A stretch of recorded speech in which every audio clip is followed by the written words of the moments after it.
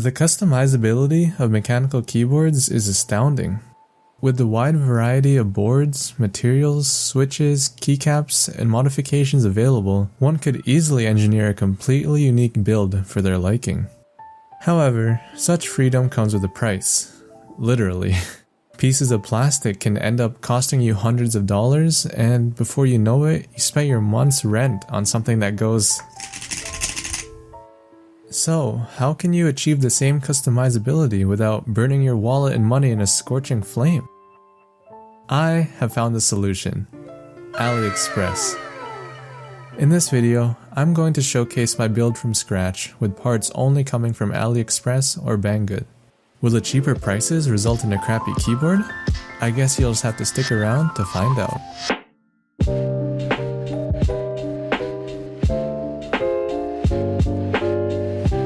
Wanting to stay on a budget, I found the Gamakay K61 on Banggood. It covered a lot of my requirements. It's a 60% keyboard, it has hot swappable sockets so I don't have to solder the switches, it comes pre-built with them buttery Gateron yellows, and it has enough RGB to light up my whole room. Price $85.55. Next, I wanted to modify my keyboard to give me the best typing and auditory experience, so I found these thin switch films to reduce housing wobble and some Krytox 205 grade 0 lube to butter up my Gateron yellows even more. Price $11.51 for the switch films and $23.02 for the Krytox. Time for the keycaps. The keyboard is already hella bright, so I decided to blind myself even more and buy translucent OEM profile keycaps. I then bought this Mountain Artisan keycap for my old keyboard, but I gave that to a friend, so I guess I can see how it looks on this keyboard. Price $18.21 for the translucent keycaps and $21.17 for the Artisan keycap.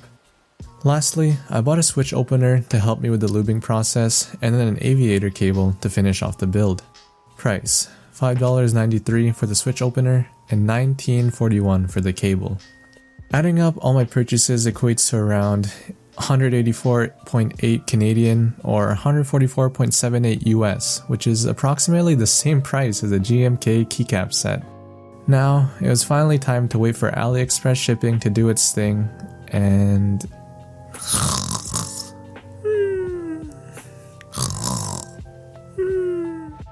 To no surprise, it took a month for everything to be delivered. All the items I purchased were packaged sufficiently and had no defects from delivery upon inspection. I didn't have my new camera while I was modding my keyboard, so I only have some crappy video footage I took with my Samsung S7. Before I begin, here's a sound test of the Gamakay K61 with Gateron yellows.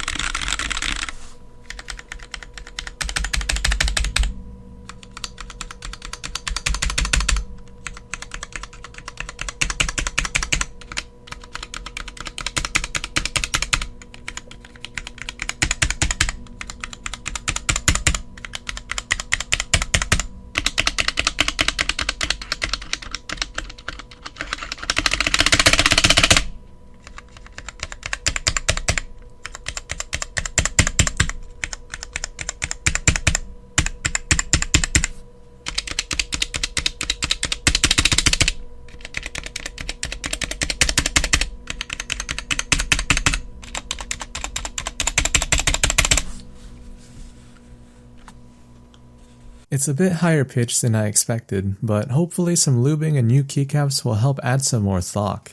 The keycaps are also not that grippy, so I found my fingers slipping quite often. Let's just move on and get with the modding process already. I clipped, lubed, and band-aid modded the stabilizers that came with the keyboard. Next, I lubed and filmed the switch films. Finally, I reassembled the keyboard along with the new keycaps, and voila, the finished product. Here's a sound test after the mods.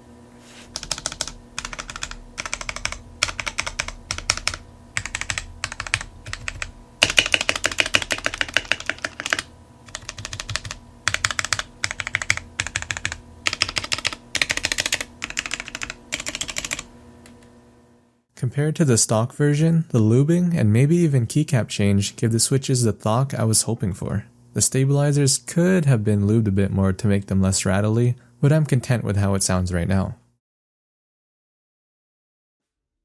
After having used the keyboard for a few weeks, here's what I think about each product. I think this keyboard offers insane value for the price. For only $60, you have a completely built keyboard which you can easily customize to your liking. The RGB is super bright and there are plenty of different color patterns you can choose to help match your setup. If you're not a fan of the 61% layout, there are also 65 and 75% variants that you can purchase. I've been using Gateron reds for the past few months, so it took a while for me to get used to the increase in actuation force, even if it was only a 5 gram difference. I'm still able to bottom out and not exert too much pressure when I want to activate a key, but I don't think I want to go any heavier than this. If you're looking to try a linear switch but don't really know what to get, these are a great budget option compared to JWK linears like the alpacas or tangerines. I mean, despite how much you pay for things like these, they still serve the same purpose. $250 Crytox 205 grade 0 won't be any different than one that's worth $10. It gave the switches a deeper sounding profile, and the bottoming out experience feels much smoother after lubing the switches with this lube. My switch opener worked just fine, and the films were your generic thin film. For only $18, I would recommend these keycaps if you're on a budget, but keep in mind that you do get what you pay for. Here are some downsides. Because of these lines that extend from the stem, the keycaps aren't equally illuminated. Other than that, the color of the light seems perfectly fine. I don't think the keycaps they give you are of OEM profile. When I compared the R1 and R2 keycaps, they were identical to each other, and the same can be said when comparing row 3 and row 4. However, typing on them feel perfectly fine, and after a few days, I didn't really have any major complaints. Lastly, for some odd reason, one of my keycaps failed to stay in place. If I press on the lower part, the whole keycap flies right off, and I can pull it off with minimal effort. I'm not really sure what causes this, but I just have it on some key I rarely press, so it doesn't bother me too much. The same has also started to happen for the caps lock, too, and I'm not really sure if this is a result of me putting them on incorrectly, or if it's just a faulty product. If you don't have light on the keycaps, they look as if they're faintly tinted yellow. However, this is rarely noticeable when you have RGB enabled. If you're fine with what I mentioned earlier, then feel free to skip out on buying palm jelly keycaps and buy these instead. Although $20 is pretty expensive for a single keycap, it's still cheaper compared to other artisans. The only complaint I have here is that the keycap is hollow in the backside of the mountain, so when looking at it from a certain angle, you can see right through. But it's not really noticeable if you were to use it as your escape key. Considering the details put into this keycap, like the mountain texture and the wisps of smoke, I would recommend trying it out, especially if you have a black and white setup like I do. I wanted to try and coil this cable, but then I realized how short the cable is from the USB-C plug-in to the aviator plug. If you're fine with some minor imperfections on the aviator plug, as well as whatever these plastic tubes are, then I think saving $50 or more and buying a cable like this instead is totally worth it.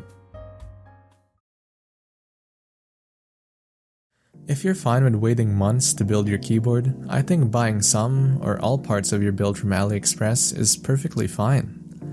Along with the cheaper, lower quality stuff, there's also high quality products you can buy, which can be useful if you don't want to pay $100 in shipping by buying from multiple vendors. I've been using AliExpress for years, and as long as you look at picture reviews as a reference for what you're purchasing, you should be fine. Just buy a complete keyboard like the Gamakay K61 or the RK61 and slowly make modifications as your budget allows. At the end of the day, it's your keyboard, so it's up to you to decide on whether spending extra money is worth it. Thanks for sticking until the end. If you enjoyed the video, consider liking and subscribing for more content like this. Anyways, hope you have a good rest of your day, and I'll see you in the next video.